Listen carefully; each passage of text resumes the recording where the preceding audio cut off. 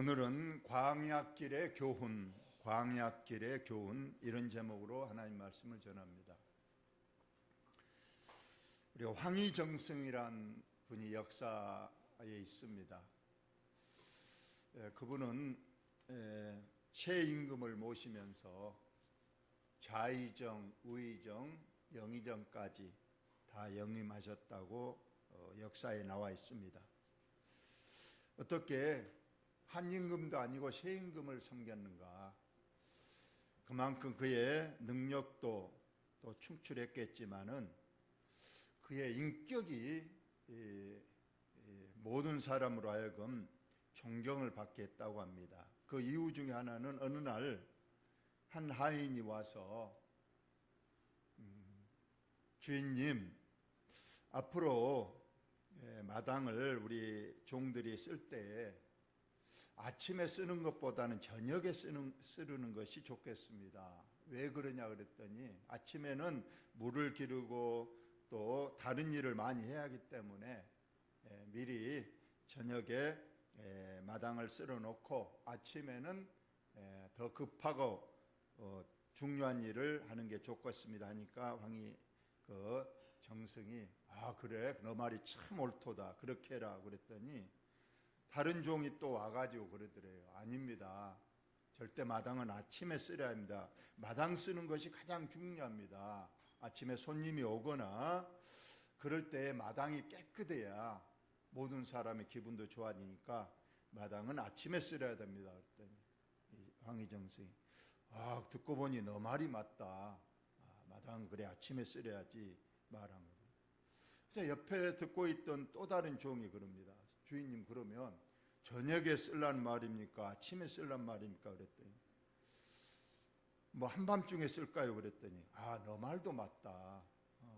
마당을 그래 한밤중에 쓸어라. 이것도 아니고 저것도 아니고 이렇게 모든 사람을 배척하지 않고 다 포옹하고 받아들이는 그 마음 때문에 그 조정에 나가서도 늘 그랬다는 거예요. 절대 다른 사람의 의견을 끝까지 들어보고 절대 틀리다고 말하지 않고 내 의견과 다르다.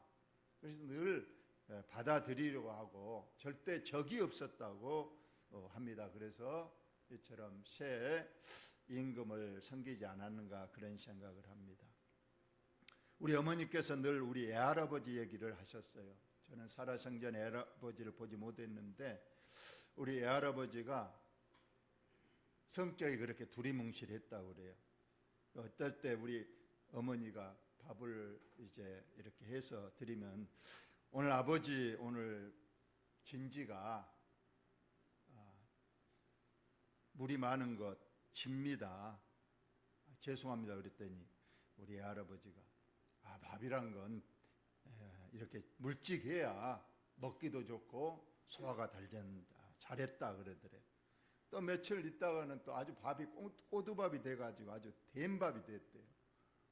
아버지 죄송해요, 오늘 너무 밥이 되게 꼬두밥이 됐습니다 그랬더니 또 할아버지가 그거 좋다. 밥이란 건 이렇게 아주 되고 씹는 맛이 있어야 좋지. 그거 좋다. 뭐 이래도 흥 저래도 흥 늘 그런 분이셨다고 합니다. 요즘 우리나라가 대통령의 탄핵 문제로 반대다 찬성이 나서 온 나라가 시끄럽습니다.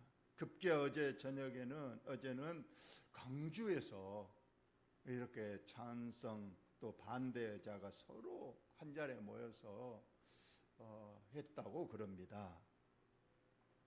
모든 결정은 헌법재판소에서 하게 될 것인데 마치 국민들이 더 높은 소리를 낸 쪽으로 결정이 나는 것처럼 서로가 경쟁하면서 자기 주장이 옳다고 이렇게 전국에서 들고 일어난 걸 볼 때에 또 그 중심에는 기독교 전체가 중심이 돼 있다는 겁니다. 참 이것이 과연 옳은가? 저는 그걸 보면서 우리 목사님들 모임에도 가면 늘 그 얘기를 해요. 그러면서 이분이 이렇게 말하면 저 사람은 틀리다고 어떻게 그렇게 생각하냐고, 심지어 그냥 정신이 없다고 묻는 사람이라면서 아주 그냥 자기 의견이 옳다 이렇게 하면서 필연적으로 다툼과 또 성냄 이런 것들이 있었습니다. 우리 하나님께서는 물론 우리 기독교 단체들이 기도 명목으로 그런 데 가서 그렇게 합니다. 유명한 큰 교회 목사님들도 오시고. 그래서 저는 성경 읽다가 딱 한 말씀이 들어왔어요. 너희는 기도할 때 길거리에 가서 기도하라고 그랬습니까? 어디 가서 기도하라고 그랬죠? 골방에. 이 문제를 해결할 수 있는 분은 하나님이십니다.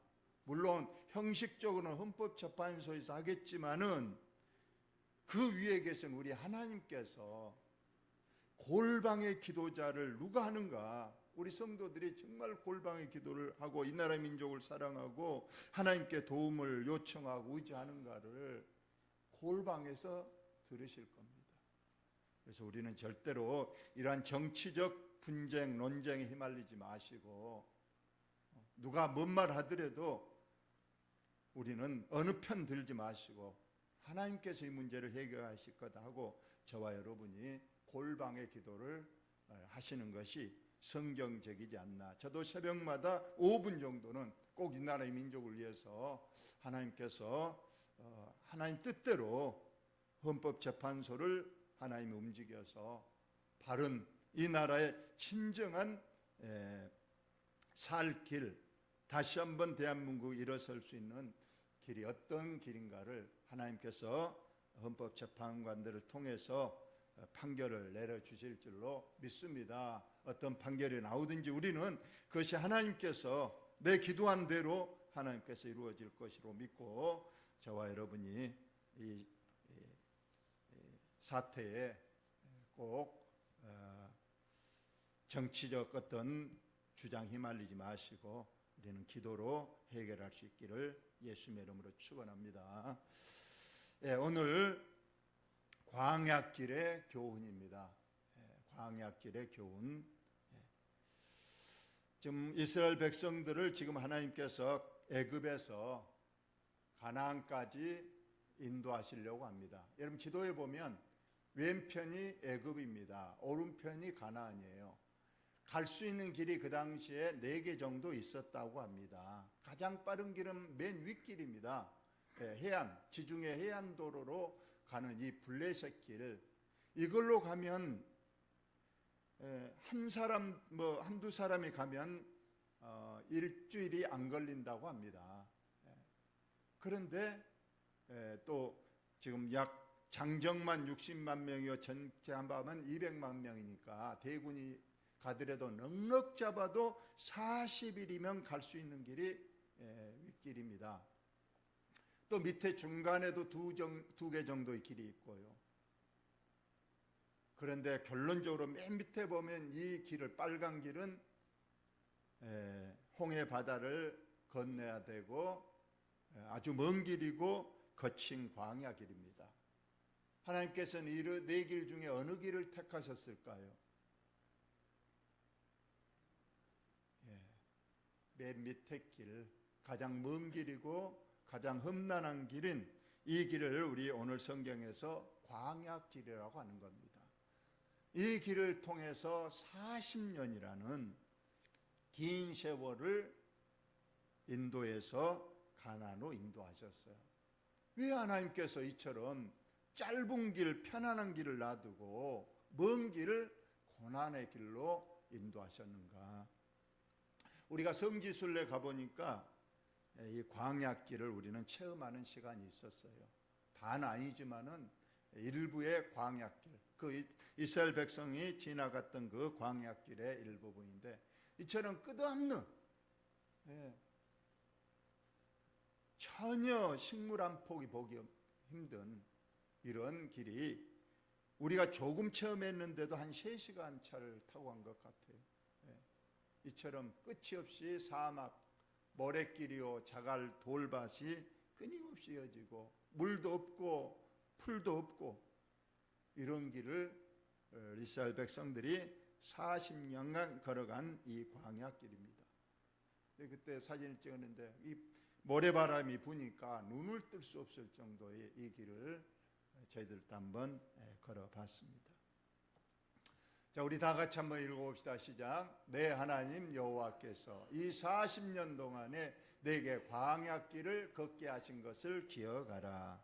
왜 하나님께서 가깝고 편안한 길 대신에 40년 긴 세월 또 가장 험난한 광야길을 걷게 하셨는가? 너희들은 그것을 한번 생각하고 기억하라는 그러한 말씀입니다. 광야는 어떤 길인가? 15절에 나와 있는데요. 그 길은 위험합니다. 왜냐하면 그 길에는 불뱀과 정갈이 득실거리고 있습니다. 비가 내리지 않아서 물이 없고 건조한 땅이어서 전혀 마실 물도 심지어 어떤 과일 하나더라도 건질 수 있는 그런 땅이 전혀 아닌 그런 곳이 광야길인데 하나님께서는 이스라엘 백성들을 오늘 광야길로 이렇게 인도를 하셨습니다. 왜 하나님께서 이렇게 하셨습니까? 이스라엘 백성들을 죽도록 고생시키려고 그랬는가? 예레미야가 3장 33절에 우리 하나님은 주께서 인생으로 고생하게 하시며 근심하게 하심은 본심이 아니시로다. 우리가 지금 인생을 고행으로 살고 있죠. 모든 인생은 다 무거운 짐을 지고 참 험난한 고생길을 가고 있습니다. 하나님께서 모르실까요? 아닙니다. 이렇게 고생하게 하신 것, 이건 본심이 아닙니다. 하나님 뜻이 아니었다는 뜻이죠. 우리 하나님의 진정한 뜻은 무엇인가? 다 같이 읽습니다. 시작. 여호와의 말씀이니라. 너희를 향한 나의 생각을 내가 아나니 평안이요 재앙이 아니니라. 너희에게 미래와 희망을 주는 것이니라. 아멘. 하나님, 우리가 가난하게 살고 힘들게 사는 거 이거 원하지 않는다는 거예요. 오히려 평안을 원하시고 미래와 희망을 원하시고 계십니다. 그렇다면 이스라엘 백성들을 광야길로, 그 멀고 험난한 길로 인도하신 것은 절대로 이스라엘 백성들을 고생시키고 어떤 재앙을 주려고 한 것이 아닙니다. 오히려 평안과 미래와 희망을 주려고 하나님께서 이 길로 인도하셨다는 말씀입니다. 왜 하나님께서 광야로 인도하셨는가? 오늘 세 가지 내용이 나오니까 여러분 제목만이라도 꼭 기억하시고 하나님의 참 뜻을 꼭 받으시기를 바랍니다. 첫째, 광야길로 인도하시는 것은 2절에 보니까 이는 너를 낮추시며 이렇게 되어 있습니다. 겸손함을 배우게 하기 위함입니다. 광야는 쉽게 말하면 훈련장이라는 거예요. 훈련장. 여러분, 청년 때가 되면 군대를 가야 됩니다. 가장 먼저 군대에 가면 훈련소를 갑니다. 육군은 논산훈련소입니다. 저는 해군 진해 훈련소에 갔습니다. 처음에 이 신병들을 훈련소에 오면요, 이게 보통 힘든 일이 아닙니다. 왜냐하면 집에서 얼마나 편하게 지냈습니까? 아침에도 늦잠을 자고 먹는 것도 자기 취향에 맞춰서 먹을 수 있고 뭐 그렇게 힘든 일을 하지 않고 그냥 공부하고 이렇게 살다가 딱 훈련소 입소하면 완전히 달라집니다. 아침 6시가 되면 바로 종이 울리면서 기상나팔이 불면 바로 일어서야 돼요. 이게 보통 일이 아닌 거예요. 아침까지 늦잠 자다가 매일 아침에 일어나려면 또 밥도 자기 마음대로 먹을 수 있는 게 아닙니다. 주는 밥만 먹어야 됩니다. 또 힘든 훈련을 해야 됩니다. 자기가 쉬고 싶고 하기 싫다고 해서 안 할 수 있는 것이 아닙니다. 무조건 따라야 돼요. 밤에 잘 때도 그냥 텔레비 보고 자게 하지 않습니다. 그날 변기를 닦고 또 청소를 하고 또 자기 옷도 세탁을 하고 잘 정돈하고 또 9시에 점호라는 힘든 그 과정을 거치고 그리고 거기에 탈락되면 이제 벌을 받고, 저 같으면 매도 많이 맞았습니다. 이렇게 하루 이틀 훈련을 쌓다 보면 이제 군인이 돼 가는 거예요. 그래서 옛날에 이제 세상 그런 젊은이가 아닙니다. 이제는 딱 시간 돼서 일어나고 밥 먹고 또 훈련하고 또 자기가 해야 할 일을 자기가 스스로 탁 하고, 그리고 이제 국가가 원하면 언제든지 명령에 따르는 그런 군인이 되는 것이 훈련소의 역할입니다. 바로 하나님께서는 이스라엘 백성들을 이제 하나님의 땅에 가서 하나님 나라를 건설할 것인데, 그의 나라의 백성은 애굽에 있었던 그런 행동 가지고는 안 된다는 거예요. 완전히 생각부터 생활부터 모든 것을 다 바꾸어서 하나님의 백성으로서 자격을 갖추게 하기 위해서 이 광야길을 하나의 훈련장으로 만드셔서 가장 먼저는 겸손함을 배우게 했다는 거예요. 낮추는 겸손함. 이 겸손함은 성경에서 어느 곳을 보더라도 신앙인의 가장 큰 덕목, 기본 중에 기본 덕목이 겸손입니다. 여러분, 교회 아직까지 다니면서 자기가 교만하다면 이거 절대로 신앙인의 자격 탈락입니다. 우리는 겸손해야 됩니다. 하나님 앞에도 먼저 겸손해야죠. 하나님은 창조주시고 거룩하시고 전지전능하신 분인데, 우리가 예배할 때도 하나님 앞에 와서 버젓이 그냥 아무렇지도 않게 예배 드린다, 절대 안 됩니다. 우리는 먼저 머리를 숙여야 됩니다. 그래서 예배라는 건 경배입니다. 경배. 숙여야 돼요, 하나님 앞에. 그리고 우리는 죄인입니다, 하나님 앞에. 감히 머리를 들 수 없는 죄인에. 그러므로 우리는 꼭 겸손함을 갖춰야 되는 겁니다. 예수님께서는 겸손의 하나의 모범으로서 나귀를 타고 예루살렘에 입성했습니다. 다른 장군들은 아주 멋진 말을 타고 의기양양하게 개선장군으로 입성하는데, 예수님은 그러지 않았다네. 가장 작은 보잘것없는 나귀 새끼를 타고, 그분은 만왕의 왕이셨습니다. 하나님이셨습니다. 그럼에도 불구하고 자기를 가장 낮추어서 나귀 새끼를 타고 입성을 하신 것은 우리로 하여금 바로 낮추는 겸손함을 보고 배우라는 주님의 음성입니다. 어떤 장군이 말을 타고 입성합니다. 근데 그 말이, 이솝 우화에 보면 그 말이 아주 교만한 말이었다고 그래요. 나는 그래도 이렇게 멋진 말인데 다른 사람들이 자기를 안 알아주니까 불평불만에 차 있었는데, 어느 날 이제 장군이 자기를 타고 이제 로마의 개선문을 통과합니다. 그러자 사람들이 일어나서 박수를 치면서 환호하니까 이 말이 착각을 한 거예요. 아, 이제야 나를 알아주구나. 나를 향해서 저렇게 사람들이 환호하고 막 엎드리고 그러는구나 하고 그냥 자기 교만하다고 히잉하고 앞발을 들어버렸더니 세상에 타고 있는 장군이 말에서 떨어졌어요. 실상 아까 말에게 사람들이 환호하고 박수치고 엎드렸나요? 아니잖아요. 지금 그 장군이죠. 장군, 말을 타고 있는 장군. 근데 이 말이 자기 그런 줄 알고 그냥 앞발 들고 나로다 하다가 장군을 떨어뜨렸으니 그 말에 말로가 어떻게 됐습니까? 당장 잡아다가 목을 쳤겠죠. 그러나 오늘 예수님을 태운 이 나귀는 그걸 알았어요.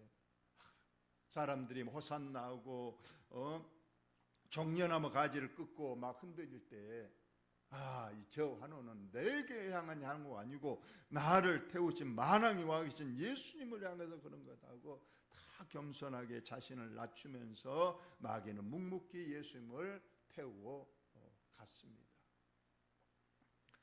여러분, 꼭 겸손한 신앙이 되시기를 바랍니다. 이 부족한 종도 그렇습니다. 혹시 그래도 목사님이신가, 우리 교회 담임 목사님이니까 여러분들이 그래도 저를 조금은 존경해 주고 저 말을 또 들어주시고 또 아멘도 해주시면, 만약 제가 그렇게 하는 것은 여러분이 저 개인을 보고 그러겠습니까? 저 뒤에 계시는, 나 뒤에 계시는 우리 하나님, 그리고 하나님께서 이 부족한 종을 그래도 선택하시고 또 주의 종으로 세우셨으니 하나님 보고 저에게 그래도 조금의 존경을 한다든가 저 말을 들어주는 것이지, 저 뒤에 하나님 없다면 저는 아무것도 아닙니다. 저도 늘 겸손하려고 늘 합니다.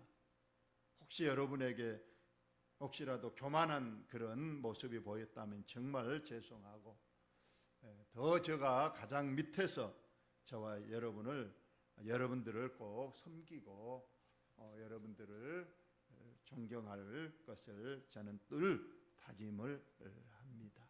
두 번째로 왜 광야길을 행하니까? 첫째는 낮춤, 겸손함을 훈련시키기 위한 것이고, 두 번째로는 너를 시험하사 내 마음이 어떠한지 그 명령을 지키는지 지키지 않는지 알려주신, 이런 또 훈련을 시키기 위해서 광야길을 하나님께서 선택하셨다는 겁니다. 여러분, 광야에는 아무것도 없잖아요. 그러니까 그런 중에서도 그들이 불평분만하지 않고 하나님을 섬기고 하나님을 순종하지 않는지 시험을 하려고 그 광야길로 인도하셨다는 그러한 말씀입니다. 하나님께서는 늘 우리들을 믿음의 시험을 하십니다. 아브라함에게도 시험하셨죠. 아들 한번 바쳐봐라. 바치면 너가 진짜 믿음 있는 거고, 어떻게 백세에 주신 아들을 내가 바칠 수 있습니까? 이제 못합니다 하면 너 믿음 없구나. 또 우리가 요셉을 어린 17살의 나이에 그 애굽의 노예로 감옥으로 보내봤습니다. 장차 요셉을 크게 들어 쓰려면 그만한 철저한 훈련이 필요했기 때문에 요셉은 또 이 하나님의 시험에 합격했습니다. 너가 그 어려운 처지에서 나를 섬기고 나의 명령을 지킨지 안 지킬는지 두고 봤습니다. 하나님 다 보고 계셨죠. 모함도 맨 처음에는 노예로 끌려을 가고, 그리고 모함을 받아서 옥에도 가게 해봤습니다. 이렇게도 시험을 해보고 저렇게도 시험을 봤는데 요셉은 하나님의 살아계심을 굳게 믿고 그 믿음의 시험에 합격을 했습니다. 그래서 하나님께서 30살에 그를 높여서 총리가 되게 하는 축복을 주신 것이 창세기에 나와 있습니다. 욥에게도 그렇습니다. 진짜 하나님은 욥을 먼저 시험하려고 하지 않았어요. 근데 사탄이 와서 자꾸 욥의 믿음을 시험해 보라고 자꾸 하니까 하나님께서도 승낙했어요. 욥 사탄에게. 그러면 너 욥을 한번 시험해 봐라. 허락을 받은 사탄이 얼마나 좋았겠어요. 이번에 욥 내가 시험해서 그의 믿음, 진짜 가짜 믿음인 걸 내가 증명해 보이겠다 하고 단 욥의 생명만 건드리지 말라는 그 조건 하에 자녀들도 싹 죽여버리고 재산도 싹 날려버리고 욥도 생명만 남겨놓고 모든 그 건강 질병을 싹 줘가지고 철저히 욥을 시험했습니다. 그 결과는 어떠했나요?